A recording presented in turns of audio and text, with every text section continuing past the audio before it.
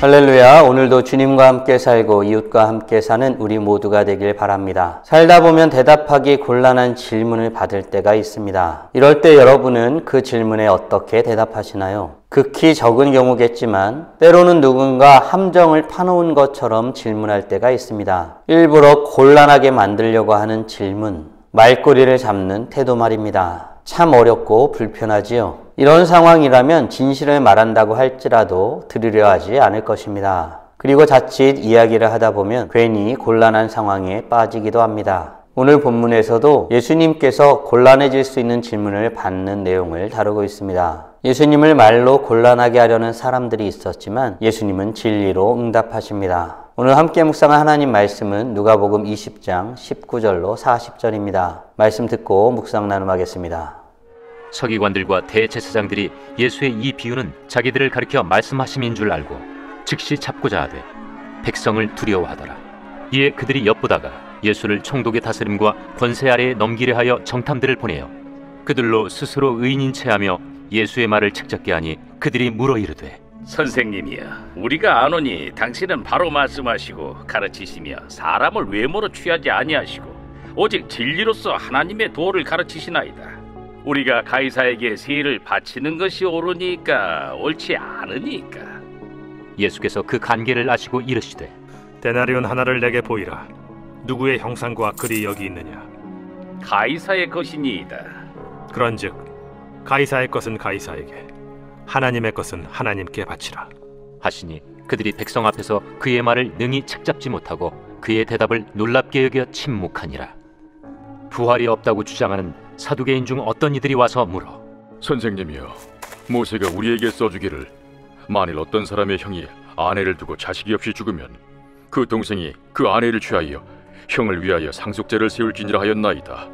그런데 칠형제가 있었는데 마지가 아내를 취하였다가 자식이 없이 죽고 그 둘째와 셋째가 그를 취하고 일곱이 다 그와 같이 자식이 없이 죽고 그 후에 여자도 죽었나이다.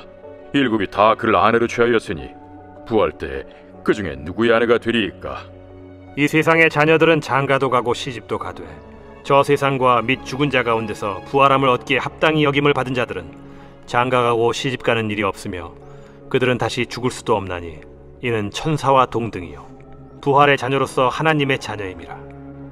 죽은 자가 살아난다는 것은 모세도 가시나무 떨기에 관한 글에서 주를 아브라함의 하나님이요 이삭의 하나님이요 야곱의 하나님이시라 칭하였나니, 하나님은 죽은 자의 하나님이 아니요 살아있는 자의 하나님이시라. 하나님에게는 모든 사람이 살았느니라. 서기관 중 어떤 이들이 말하되 선생님, 잘 말씀하셨나이다 하니 그들은 아무것도 감히 더 물을 수 없습니다. 오늘 함께 묵상할 말씀은 예수님을 시험에 빠뜨리기 위한 질문에 진리로 답하시는 내용을 다루고 있습니다. 서기관들과 대제사장들은 예수님이 권위에 대해서 가르쳐 주셨을 때에 그것이 자신에 대한 이야기임을 알았습니다. 여러분 아시지요? 포도원 비유 말입니다. 그들은 자신들의 하는 말이 듣기 싫었고 당장이라도 예수님을 붙잡고 싶었을 것입니다. 그러나 그들은 백성들의 반응이 두려웠습니다. 이에 그들이 찾아낸 방법은 예수님으로 하여금 시험에 들게 하자는 것입니다. 이스라엘을 집권하고 있는 나라에 대한 반정부적인 표현을 하게 하여서 그 나라가 잡아가게 하자는 것이죠. 그래서 아주 민감한 부분을 질문하게 됩니다. 자신들을 지배하고 있는 가이사에게 세를 바치는 것이 옳은가 그렇지 않은가 질문한 것입니다. 예수님은 어떻게 대답하셨을까요? 25절입니다.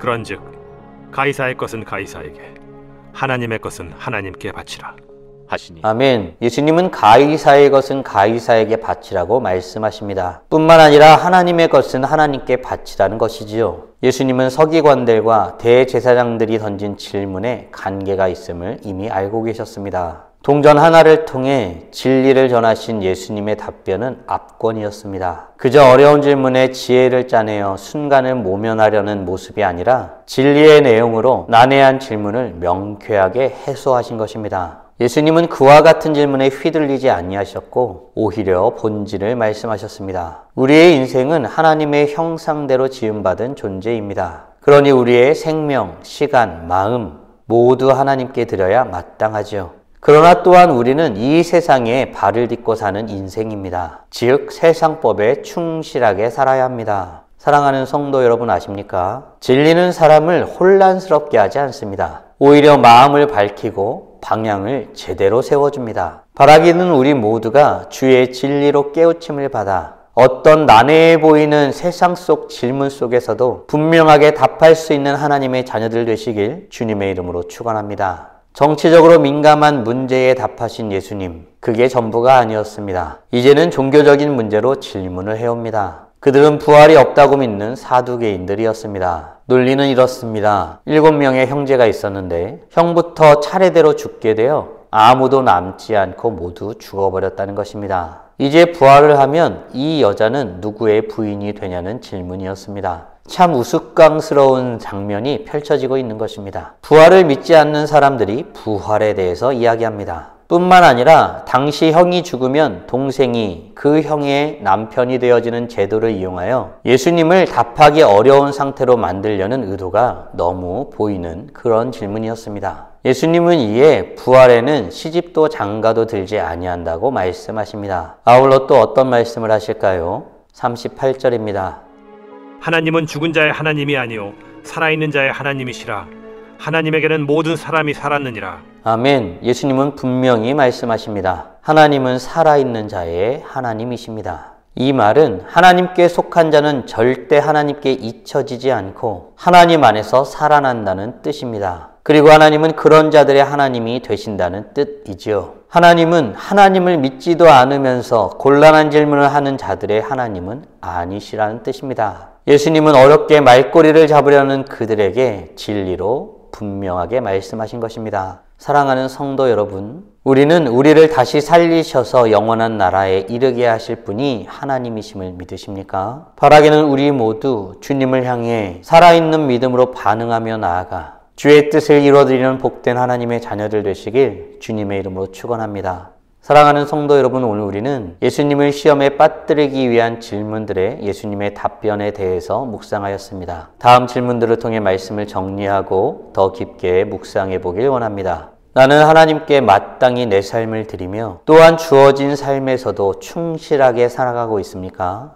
아울러 우리는 진리가 분명함을 알고 세상의 어려운 문제들 속에서도 진리로 말미암아 분별할 수 있는 능력이 있길 소원하고 있습니까? 그렇다면 우리는 어떤 모습으로 주님 앞에 나아가고 어떤 모습으로 이웃에게 나아가야 할까요? 묵상하신 대로 주님 앞에 나아가 찬란하게 빛나길 주님의 이름으로 축원합니다. 다 함께 기도하겠습니다.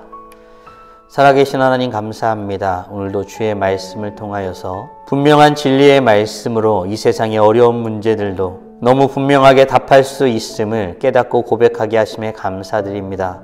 진리는 분명합니다. 진리는 자유롭습니다. 진리는 분별하게 하는 힘이 있습니다. 우리로 하여금 분별할 수 있는 능력을 갖는 은혜를 허락하여 주시옵소서. 진리를 깨우쳐 알므로 말미암아 주님을 알므로 말미암아 세상의 이치를 알게 하시고 주님께서 원하시는 뜻이 무엇인지를 분별하게 하시고 주님께서 원하시지 않는 것들이 어떤 건지를 알아 경계하게 하심으로 말미암아 주의 뜻을 이루어드리는 우리 모두가 될 수 있도록 은혜 내려 주시옵소서. 아버지 하나님이 우리에게 주신 은혜가 있습니다. 주님을 아는 지식입니다. 주님을 고백하는 은혜입니다. 이 은혜로 주님 앞에 더욱더 나아가게 하시고 이로써 찬란하게 빛나는 복된 하나님의 자녀들 되게 하여 주시옵소서.